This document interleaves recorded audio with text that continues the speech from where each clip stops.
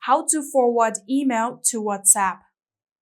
So first of all, open the email that you want to forward it to the WhatsApp. Just like this, here you can see this is the email. So there's no direct button of forwarding it directly to WhatsApp, but what you can do is simply copy all of the email and paste it back to your WhatsApp, or you can share the PDF to WhatsApp. In order to do that, tap on the three-dot bar right here, and then tap on Print All. After doing that, here you'll see a share icon on the top right, tap on it. Then you can see the WhatsApp icon, tap on it. Then in here, select the contact that you want to forward this email to. For example, I have selected this contact. Now all you need to do is tap on Next.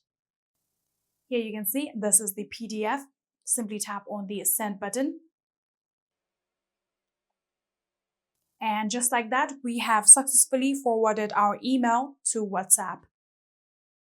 And that is it. I hope this video was helpful to you guys. If it was, please do not forget to hit that subscribe button and like our video. Thank you so much for watching. See you in the next.